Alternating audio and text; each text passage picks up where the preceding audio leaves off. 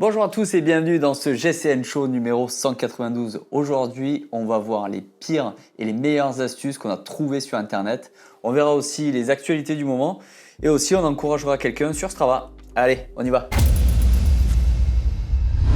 Donc sur Internet, on peut trouver absolument de tout, des bonnes surprises et des bons tutos, des bonnes astuces. On peut trouver aussi des astuces complètement inutiles ou vraiment originales. C'est la chaîne anglaise qui s'occupe de faire ça régulièrement. Et du coup, je suis allé un peu traîner sur leur Instagram. J'ai trouvé quelques pépites. On va regarder ça de suite ensemble. Donc pour commencer, on a trouvé un garde-boue original. Ça ressemble à une barquette de gâteau scotché sous la selle pour éviter que la pluie, que l'eau de la roue remonte dans le dos. Ouais, c'est pas très beau honnêtement, surtout qu'au prix d'un petit garde-boue en plastique qui doit valoir dans les 7 €, ça serait peut-être plus efficace, mais bon, l'idée elle est ce qu'elle est. Comme ça, c'est une petite barquette. Bon, après, quand on n'a rien d'autre, ça fait le job. On passe maintenant à la deuxième, et là, celle-ci est un peu plus intéressante. C'est une chape de dérailleur fabriquée dans une plaque de carbone. Donc la personne a acheté une plaque de carbone et a retracé sa chape de dérailleur. Il a découpé ensuite, sûrement avec une petite lame de scie, pour faire une chape en carbone pour gagner quelques grammes sur son vélo. Honnêtement, je pense pas que ça soit valable. Car sur une chape de dérailleur, vous avez plein de renforts pour éviter la torsion latérale et un petit onglet une petite pièce en métal dessous qui va éviter que la chaîne sorte du galet. Globalement, avec deux pièces complètement plates, vous ne pouvez pas les fabriquer. Donc finalement, pour gagner quelques grammes, vous pouvez être beaucoup plus embêté que si vous l'aviez acheté. Donc mauvaise idée à mon avis. On continue avec le bidon en plastique de protection pour la potence et le cintre lorsqu'on fait du home trainer. Bon, honnêtement, c'est pas très beau, je vous l'accorde.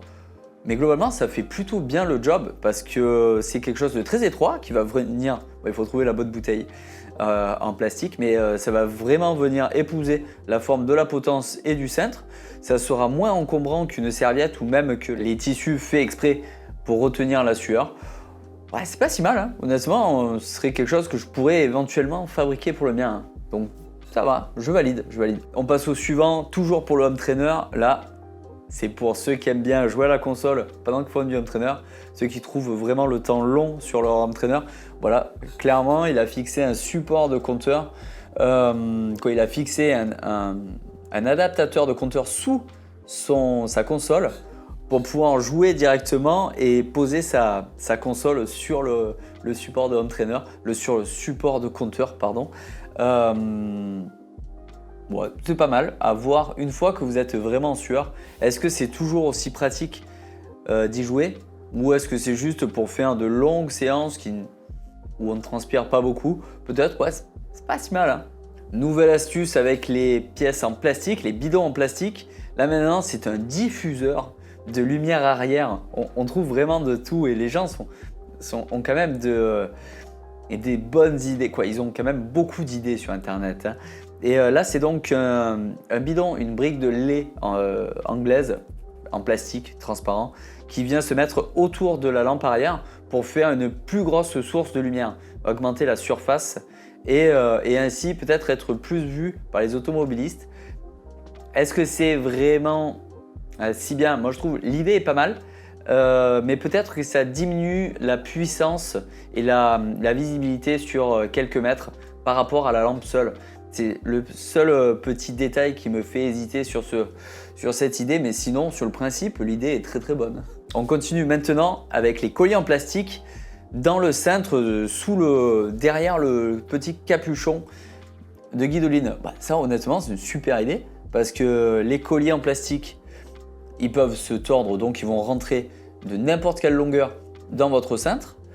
Et c'est pas quelque chose que vous allez avoir besoin immédiatement, ou peut-être sur 50 sorties vous n'en aurez pas besoin, mais le jour où vous en aurez besoin pour, admettons, réparer quelque chose, une fixation de porte-bidon, admettons, qui a cassé, ben, vous pourrez directement sortir votre embout de guidon, attraper les colliers en plastique et pouvoir le mettre directement. Bon, l'idéal c'est d'avoir un petit couteau avec, mais l'idée est très bonne et honnêtement, après avoir vu ça, je l'ai mis sur mon vélo, clairement. On continue avec la selle. Je ne sais pas ce que c'est. Je sais pas ce que c'est. On distingue une vieille selle sur laquelle on a fixé une planche de bois avec deux demi-claquettes scotchées par-dessus. Est-ce que c'est pour vraiment avoir une selle trouée avec vraiment créer du confort supplémentaire? Je sais pas, mais honnêtement, ne faites pas ça. Je pense que ça marche pas, c'est pas une bonne idée. Et puis les claquettes, bon c'est bien, hein, ça évite de les jeter à la poubelle, mais c'est quand même très très moche. Bon là, too much. On continue avec le tube PVC qui se met autour de l'axe pour remplacer le moyeu dans les transports. Bon ça c'est vraiment, honnêtement c'est une super idée, je pense que beaucoup d'entre vous la connaissent déjà. En fait il s'agit d'aller en supermarché, acheter un tube PVC d'un diamètre, admettons de 20 mm, voilà, pas trop épais. Il faut qu'il rentre quand même à la place de votre moyeu. Et ça vous permet, lorsque vous êtes en déplacement, que vous mettez le vélo dans la voiture, d'éviter que le cadre se comprime si vous mettez du poids par-dessus. Ça évite de mettre la graisse de l'axe et de perdre l'axe aussi. Et ça permet aussi de mettre la chaîne par-dessus pour éviter qu'elle se balade absolument de partout. Non, honnêtement, ça c'est une bonne idée, je vous invite à le faire, y compris si vous envoyez votre vélo quelque part, hein, si vous avez vendu votre vélo, que vous voulez l'emballer et l'expédier quelque part, faites absolument ça, c'est vraiment une bonne chose. Ça évite vraiment d'abîmer son vélo. On continue maintenant avec le scratch sous la selle et le scratch sur la pompe pour éviter d'être coincé sans avoir de support de pompe et éviter de l'oublier en permanence. Et la personne a mis du scratch sur la pompe pour la scratcher du coup sous la selle. Honnêtement, l'idée est très bonne, mais je pense que ça marche pas. Je pense que le scratch va s'enlever après quelques chocs. Donc, et en plus de ça, le pire, c'est que vous risquez de ne pas vous en apercevoir. Donc je pense que ça, c'est une mauvaise idée. Mais sur le papier, ça pouvait marcher.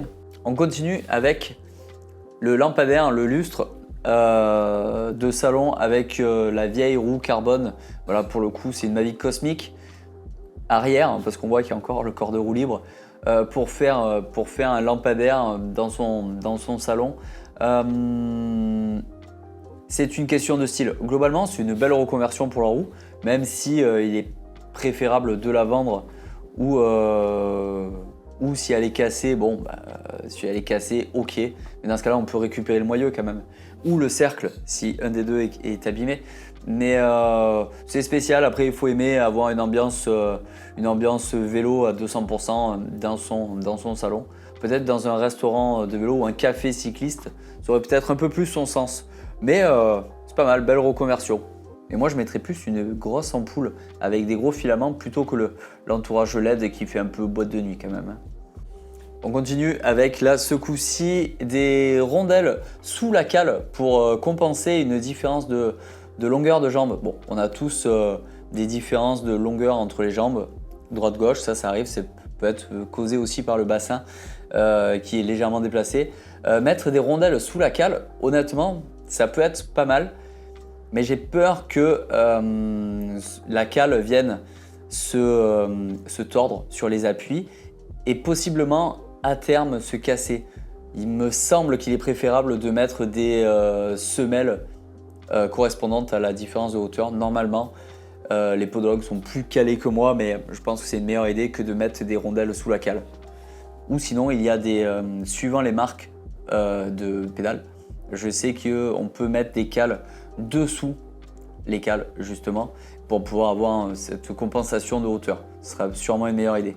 Là maintenant, on arrive sur deux tutos et deux choses qu'on a vues sur internet, mais le problème c'est que ça vient de mon profil. C'est donc moi qui les ai faits. Je vais vous expliquer pourquoi, parce que complètement j'ai reçu pas mal de messages dessus. Donc la première, c'est on me voit couper des crampons avec une pince coupante sur un pneu de gravel, sur le vélo de ma copine. Bon, ce qui s'est passé, clairement, j'avais pas le bon pneu. C'était un vieux pneu que j'avais chez moi. Je l'ai monté sur son vélo. il était beaucoup trop large pour son cadre. La solution était de changer le pneu, clairement, pour mettre celui à la bonne taille. Le problème, j'avais pas le choix, j'avais que ce pneu de disponible pour rouler l'après-midi. J'ai coupé les crampons à la pince coupante et du coup ça passe dans le cadre. Ça passe pas large et c'est ça le problème. Mais en soi, on a déjà vu en vélo de DH sur de nombreux mécaniciens couper les crampons pour avoir des différences d'adhérence et pour rendre le pneu différent par rapport à l'origine.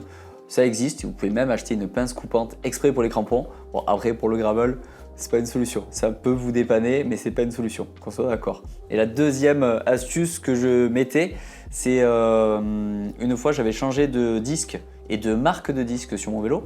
Et du coup, les nouveaux disques étaient légèrement plus grands que les anciens au niveau du diamètre extérieur. Mais je parle de 1 mm. Hein. C'est qu'il y en avait un qui avait une forme un peu de vague et l'autre était plus rond. Et le problème, c'est que mes plaquettes étaient usées et elles étaient usées avec le disque qui avait un diamètre plus petit. Du coup, j'avais un rebord qui s'était créé sur le dessus de la plaquette et en roulant, je m'étais aperçu que ça frottait un peu. Et pour enlever ce bruit, j'avais démonté les plaquettes.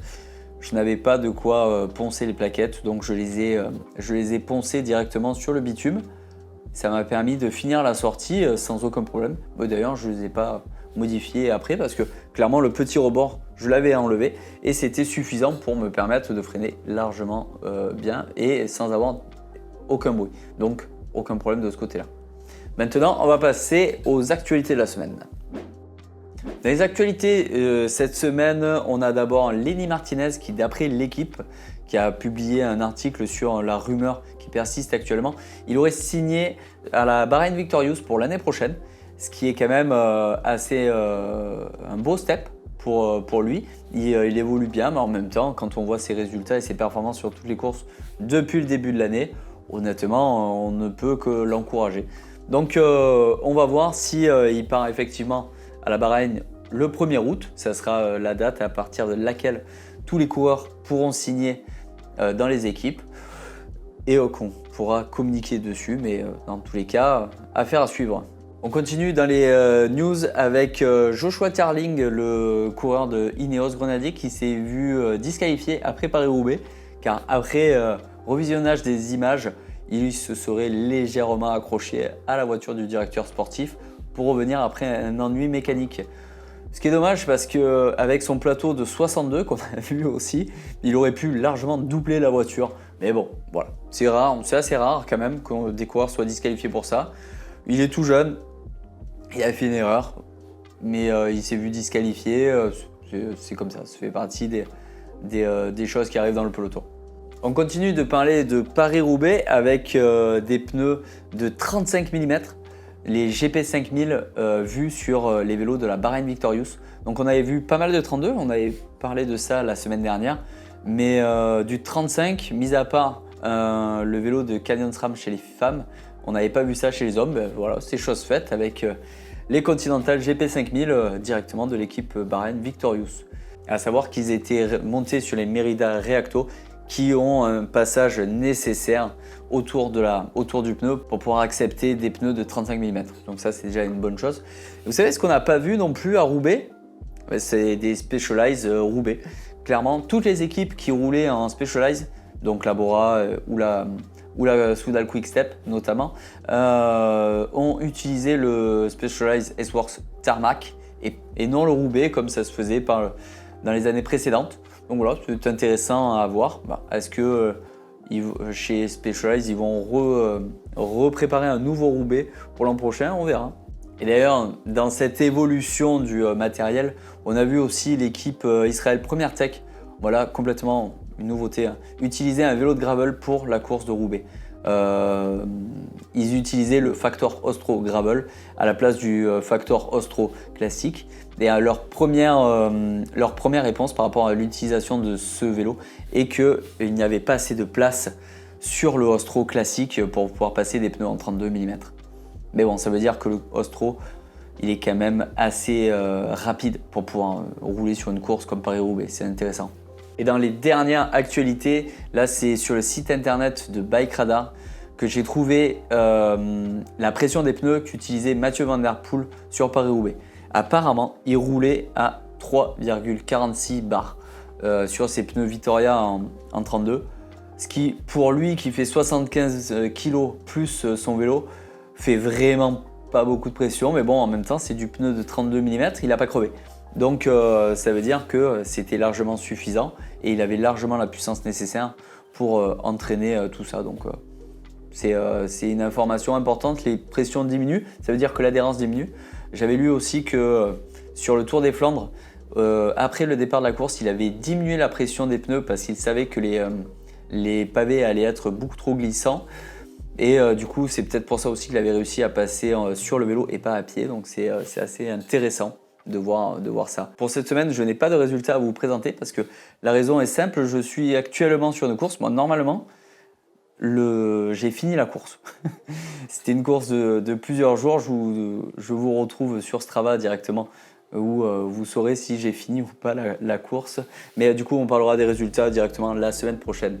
Par contre, on va parler de l'activité Strava vue sur le club GCN en français de cette semaine. Et cette semaine, celui qui remporte nos encouragements, c'est Olivier qui est parti sur les pavés de Paris-Roubaix quelques jours avant la course. Chercher pas des Pokémon comme il le note sur son activité, mais chercher des signatures de professionnels et il a réussi à avoir un autographe de Peter Sagan sur son cadre.